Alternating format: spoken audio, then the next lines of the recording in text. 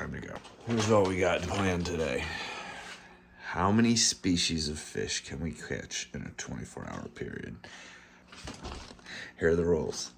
So, real simple. No micro fishing. So all the fish either have to be on the Indiana state record of fish, or they have to be at least 4 inches in size, and you have to be able to identify them to species. The method of take has to be appropriate for the species. So no bow fishing for largemouth bass or anything like that. But otherwise, nets, bows, or anything, it's all up for grabs. And the fish must be caught within a 24-hour period. That's it. So I figure I'm gonna go till sundown tonight, but I gotta go pick somebody up first.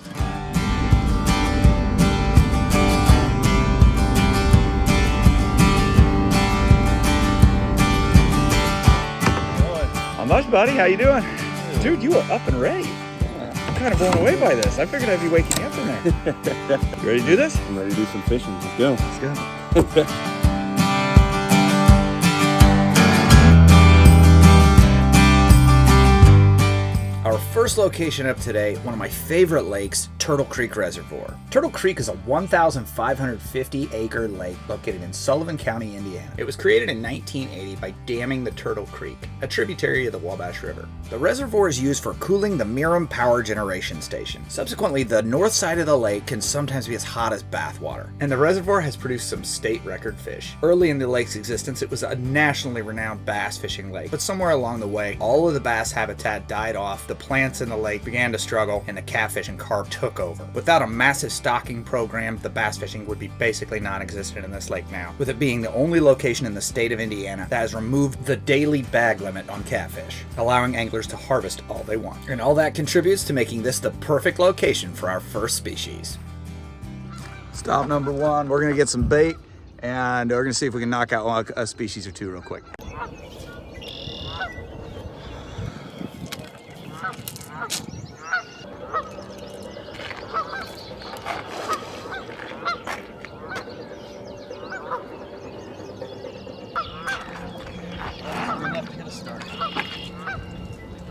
And these are gizzard shad. They don't have the long individual fin, so gizzard shad.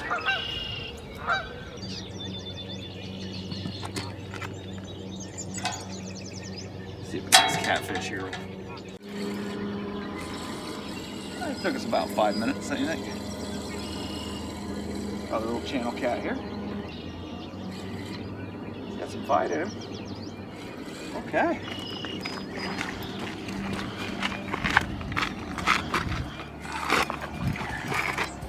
Whoa.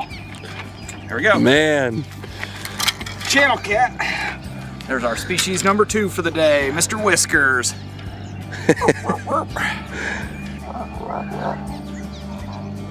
He's talking to us. And it's your lucky day, buddy. We're not eating catfish today. So this is the most common catfish out here. It's the most commonly eaten, probably the best tasting catfish if you ask me.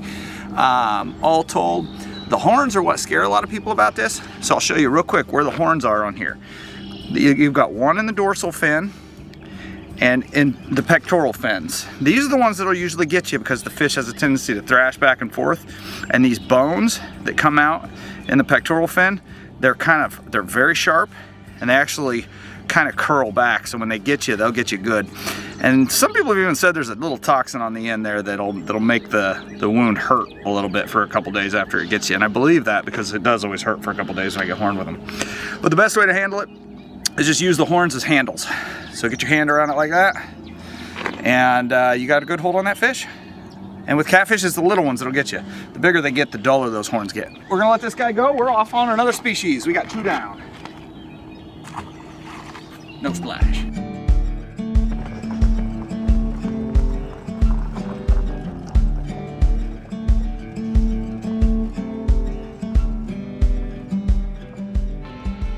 Green Green Sullivan State Forest is an over 9,000 acre state park located near Duggar, Indiana. The forest was founded in 1936 after the Department of Natural Resources received over 3,000 acres of land donated from coal companies when they were done using the land. It now contains over 120 lakes, each one of them with its own quirky name. Many of the lakes are stocked with fish, some with species that are fairly unique to the area, like trout or muskie. As far as fishing goes, it's generally a great place to catch sunfish or largemouth bass. So that's what we've headed over there to try to get today. There are 6 different species of sunfish that are readily available in the area, and I'm hoping to check off a few of them, maybe even a couple of the more odd ones, like warmouth, pumpkin seed, or the green sunfish.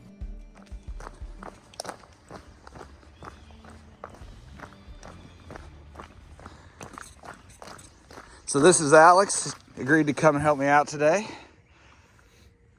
We're gonna go out here, we're gonna look for bluegill, any sunfish species, maybe even get warmouth. I've got warmouth in this lake before. And the real long shot out here in this lake is that they release trout in it every now and then. So there's an off chance we could pull a trout out of here, which in Indiana is few and far between. There's different ways to put a worm on a hook. If you weave the worm and you punch a bunch of holes in the side, it'll put more scent in the water. If you keep the hook inside the worm's body and you get it on, like kind of clean where you're not puncturing the skin, the worm makes it makes more like a lure, so you can retrieve it and you pull in things like bass and sometimes trout. When you're fishing, if you're not getting anything in the shallower areas up by the trees and stuff, look for that first spot where you lose visibility under the water, because fish don't have eyelids and sun hurts their eyes. Okay. So that's why bass will refuge under trees. They'll be right on the bank. They'll find the tiniest little shady spot, and that's where they'll stay. Oh, we got us. Got us our bass. All right.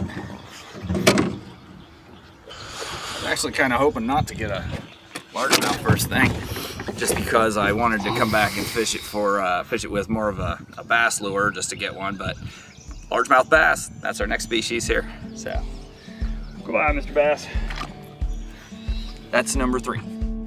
I feel like inevitably we'll hit bluegill, so I'm not really worried about trying to get bluegill. If we had a shot at pulling a trout out of here though, that'd be one to check off today. I didn't do a great job on that, but now the worm is on the string.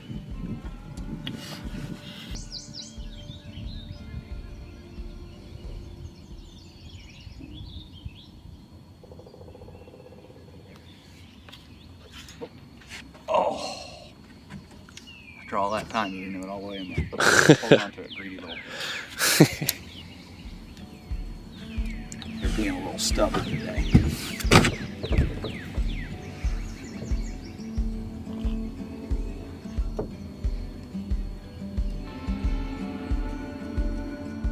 We're pulling out of this lake. Fishing here has been dead. Had that one bass. We're gonna move on, but since there's so many lakes here at this Green Sullivan unit, I think we're gonna go ahead and we're gonna find another one to try. I'd really like to knock out some sunfish while I'm here, and this is just killing me here. I think this is probably the most fished lake here because they do really release those trout in here. I'm guessing that's why. Another largemouth though. Yeah, he's a baby.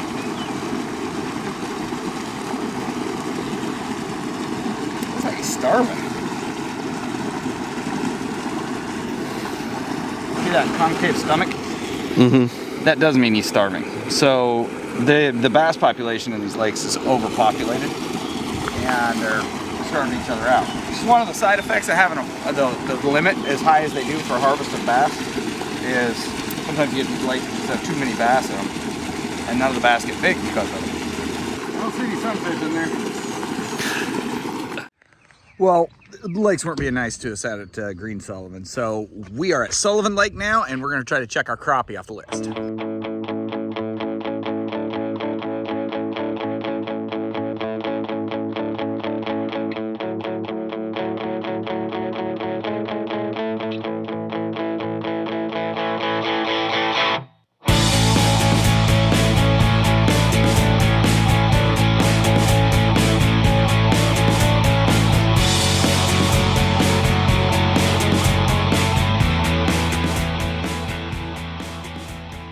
Sullivan Lake is a 461-acre lake located in Sullivan County, Indiana. It was created in 1968 by damming Morrison Creek, a tributary of the Wabash River. The lake is used for flood control, recreation, and water supply. The lake's good for bass fishing and a few other things, but it's most famous for its crappie population, in a good and bad way. For some reason, the entire lake seems to be overpopulated with an abundance of small crappie. So much so that I've limited out every single time I've ever fished there. But I've never caught a crappie over 8 inches. But hey, today's about getting species, so let's go check them off. We're going to try to get white and black crappie today. And truthfully, I only remember ever catching white crappie at this lake, but I have a feeling both are in there. The lake is reportedly stocked with walleye and sauger as well, so you never know, we might get one of those, which would be pretty exciting.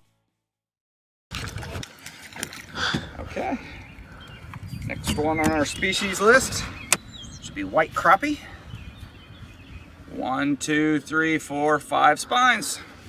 Not a huge one at all, but we got a white crappie. Trade me. I got one.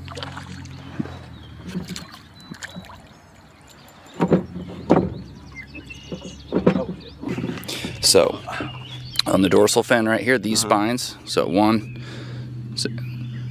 2, 3, 4, 5. Okay, and then you don't count the fin. Okay. Yeah, and don't count the ones that are all webbed after that. I can't remember what that's called, but nice release. Thank you. Who would have thought that fish would be slippery? I could have guessed. So we're gonna take a chance here. We're gonna go up all the way to the other side of the lake to see if we can get another species, because there's a chance white bass might be up there near the creek mouth. The other thing is black crappie. If we could find so we're gonna keep fishing for crappie for a little bit and see if we can pull a black crappie up and maybe a white bass.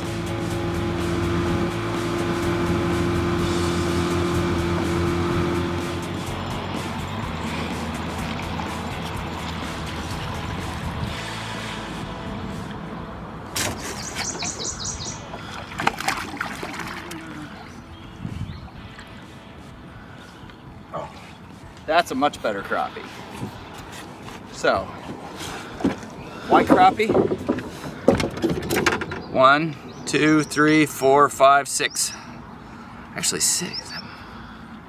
1, 2, 3, 4, 5, 6, 7. 7. Wait a minute, that's a black crappie.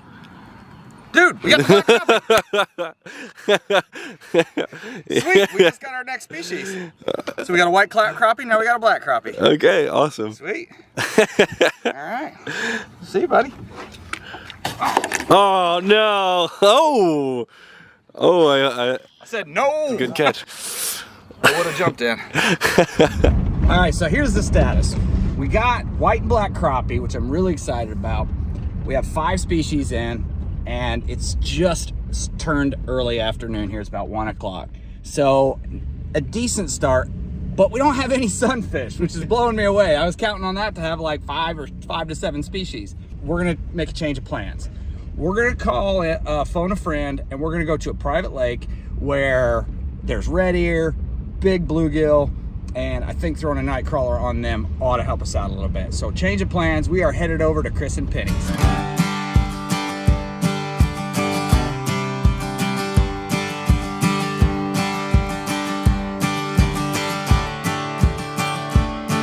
Next stop on the list, Fox Lake. This lake is a large strip pit left over from pre-1977 mining. 4 coal mines were required to reclaim the land. Hence the geography can be pretty intense on lakes like this. But enough time has passed, this and many lakes like it have become just absolutely beautiful and amazing fisheries as well. But you can see signs all over this lake that are left over from the hands of man shaping the land.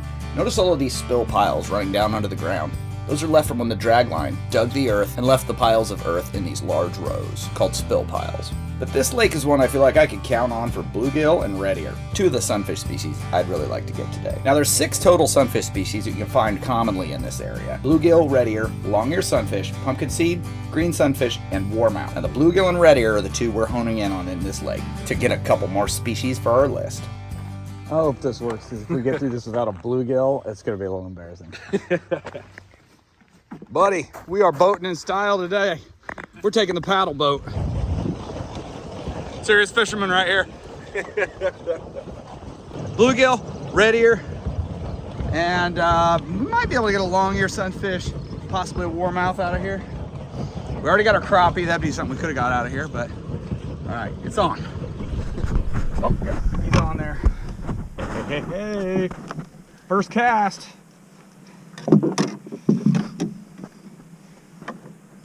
The standard bluegill. Look at him with his tiny little mouth. Beautiful bluegills. Oh, that's actually a female. But there we go. Species number 6. All right, now we need a red ear. Mwah. It would have been faster to grab the kayaks, I think. I always forget how slow these are. The distance per effort ratio is not great. I feel like the pedal size is made for a small child too. So We catch the most fish that we've caught all day in this paddle mode. have to spend the rest of the evening in it. We'll just take it with us when we go. Right? Take it down to the creek. Come here, red ear.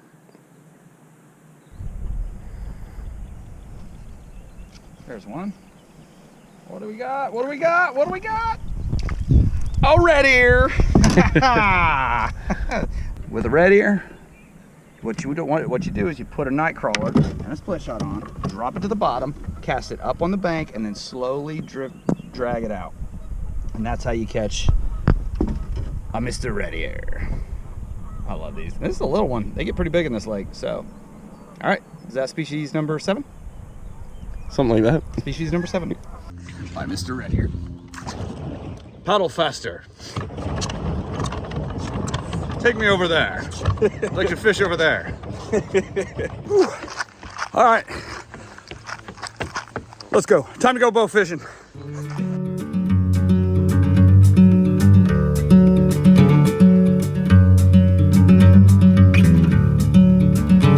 Next up, we are headed to the river, the good old Wabash. Now, what I love about this river is where it gets its name. Wabash is derived from a Native American word that means clear water over white rocks. Maybe it gets its name from a different part of the river. Wabash is 503 miles long, and it originates in Ohio. The majority of the rain that falls across the entire state of Indiana drains right down this river. Now, like a lot of rivers in the Mississippi River Basin, the Wabash became infested a couple of decades ago with Asian carp. So Asian carp is definitely a species I want for my list, and I set out to take it with a bow and arrow. Hey guys, next fish up on our species list, Hypomultrix. Hypo, because I can't say the rest of it. Anyway, that's the Asian carp. And we're gonna do this with the good old-fashioned arrow lure, since they don't like to be coaxed with regular fishing methods. We're gonna bow fish, baby, and we might knock out a couple other species while we're at it, so. Woo!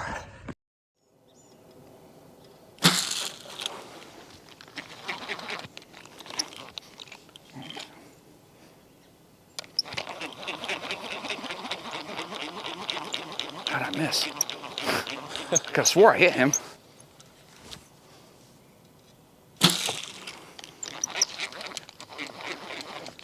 Are we being serious?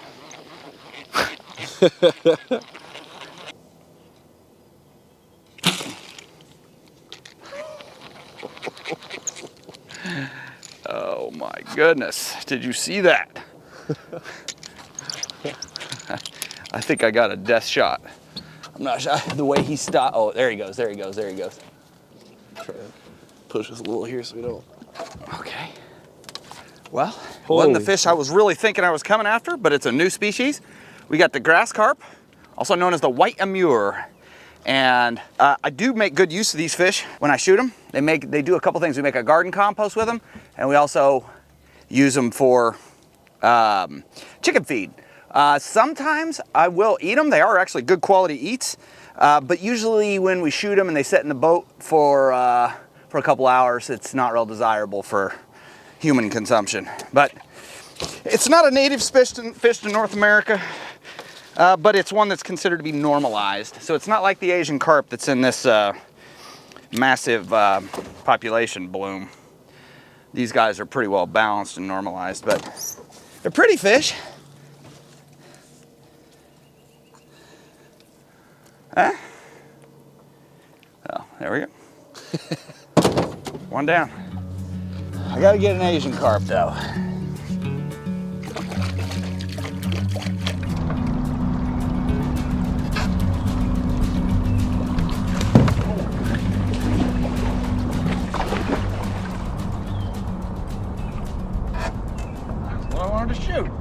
They found us before we could find them. Like, hey, dude, over here. They're taunting you. They just wanted me to have to shoot back towards you. You get a lot of lucky shots in here from shooting. Just want to hit one next to it. Yeah.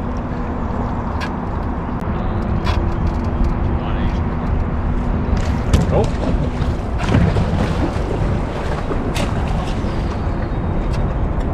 See it?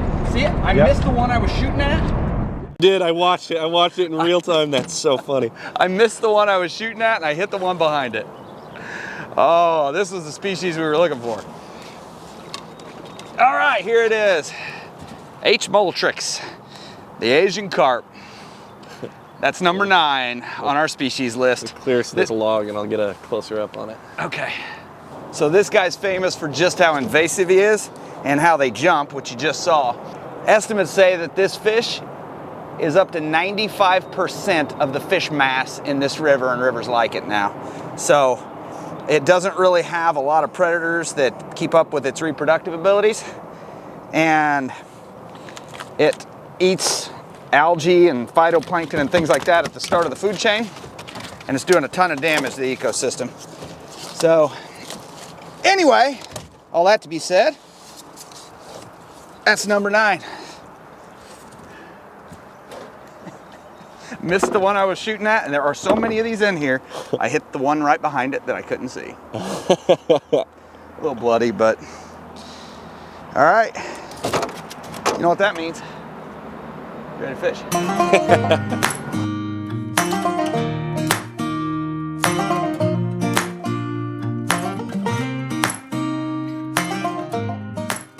Well, for our final destination of this evening, I saved the best for last. A secret location that I tell nobody about. I blindfolded Alex, put him in the bed of the truck, and made him sign a non-disclosure statement. And I took him to my honey hole. Okay, so now we're here to finish out our evening. We are currently at 9 species caught today, and we're gonna dedicate most of the rest of the evening to this little creek and see just how many species we can get pulled out by the end of the day. When I set out for this morning, I had 20 in mind. That's a pretty lot. We got a long way to go. That'd be 11. I don't know if that's feasible, but I'm thinking maybe 15. So that's what we're going to go for. What we're going to be looking for here: largemouth buffalo, smallmouth buffalo, drum, common carp, carp suckers, golden red horse, all various different kinds of fish we could be pulling out here. So there's going to be a good game of fish identification here with anything we catch. That's a guy I want right there. Get a gar. See that long pointy nose one? Mm-hmm.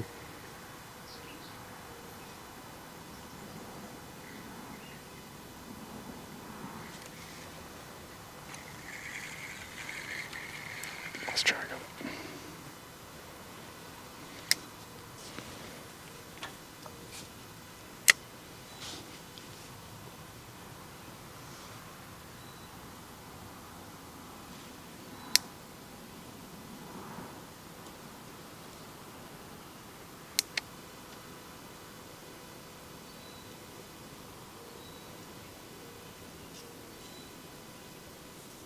Ready? Mm-hmm.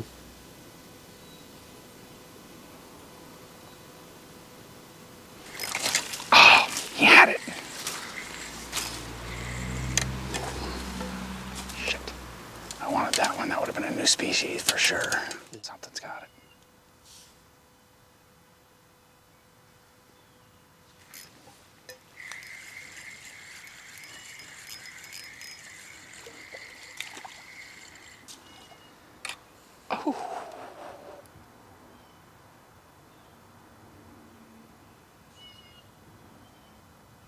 Dude, what in the world is this? Oh, what? It's focusing on the grass. Stop it. This is a fish I have never seen before. Look at this nose. I fucking focus. Can you? There we go. Look at the pock marks on it. Look at the color on its side. What is this? Guys, this is species number 10, but I don't have any idea what this fish is. He is really soft, really tender. Look at this mottled side he has. Look how variable the color is on him. Can you see that nose? Mm-hmm. I'm gonna get a shot of him in the sunlight. Look at his nose. He's got like spines on his nose. Has these crazy looking scales. Very, very soft. There's dorsal fin, pectoral fin. Look at this guy. What is he? I'm gonna let him go. But my gosh, that is a beautiful fish. This is species number 10. I have a mystery fish. Hey guys, after a little bit of research, I did figure out the identity of our mystery fish here. This is a striped shiner, and in some areas they're pretty common, but they're very unusual where I live. But the males are the ones that'll have these unusually bright colors sometimes, and the horns on their face are just freaking cool. Anytime I catch something I've never seen before and it's that rare, I'll never keep it. Mm-hmm. You never know, you know. Yeah. I'm gonna slam this against that wall, drag it out just a few feet, and I'm gonna go get something so I can just catch one of them. I'll be right back.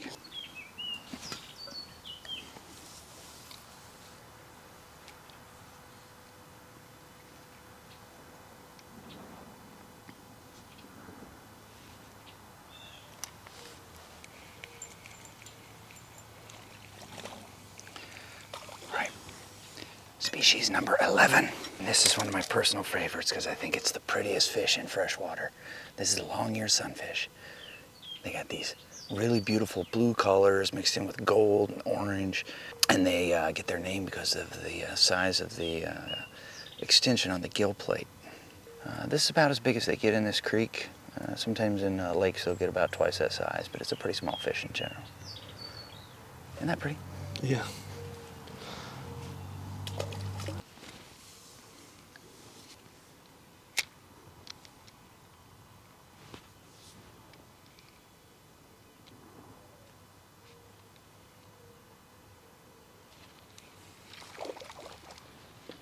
That's a real pretty one here. Those pretty orange eyes. You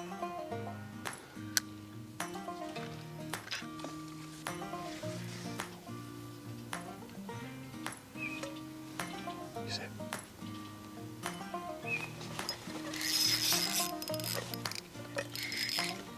Oh, yes, that's one of the bigger ones.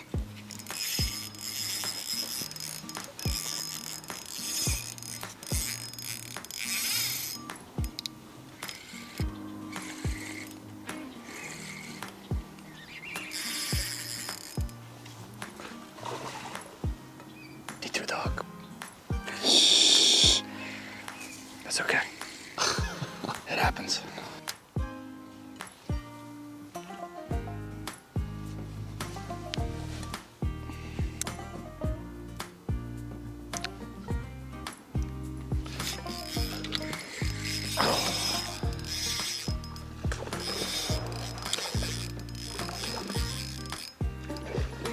Oh, he's wrapping it around him. This is gonna be exciting.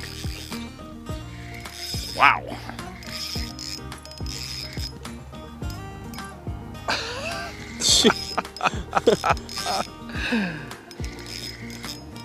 Yeah, he got himself totally wrapped. So he's gonna come in upside down. You know, I saw him take it, But it's actually making it so he can't fight quite so much.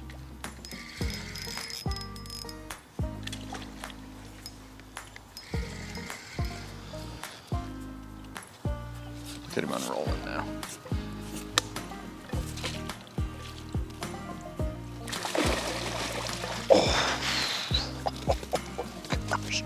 Jeez.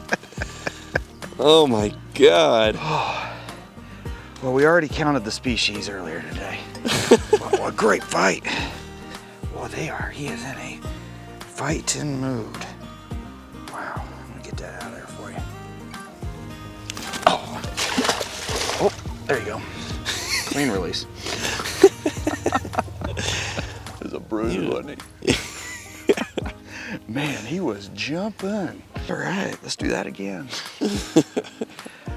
Okay, we got one more coming in. Check this out, guys. This makes species number 12. This is the drum. A lot of people call it the river perch. I think it's a cute little fish. You'll usually catch these on a night crawler laying on the bottom, which is exactly how I just pulled him up. All right, that's number 12. There you go, pal. Well, guys, I think we're 12 species. We're going till sundown. So the last spot died off. We're about to hit one last spot. Still don't have a smallie or spotted bass. Still don't have green sunfish. Still haven't landed a buffalo, largemouth, or smallmouth. Lots of things down there, and don't have a common carp. So there's a lot of things down here we could pull out that we still need. We were absolutely exhausted by the time we got to that final spot. And so unfortunately, all we caught there were a couple of repeat fish. But we had a blast. That entire day was great. So the final number is 12 species. So consider this challenge thrown. Any other channels out there or any other people out there who can beat it, the only thing you have to do to take the honor is to beat 12 species, but you have to make a video of it and you have to post it on YouTube. When you do, put the @ in the description, followed by Reliably Random Outdoors, and I will keep track of who has the highest species count. Oh, and the current official champion and their score will be kept track of on a board visible on my set. So every time I shoot a video down in the office, it's gonna show up on the board behind my head. So if you wanna put your channel name on the wall behind my head for every video, this is your chance. If anybody beats the 12 I have, I'm gonna be going out for it again. I'd like a chance to do it again, but I'm not gonna do it again if nobody else beats me. Challenge thrown, guys.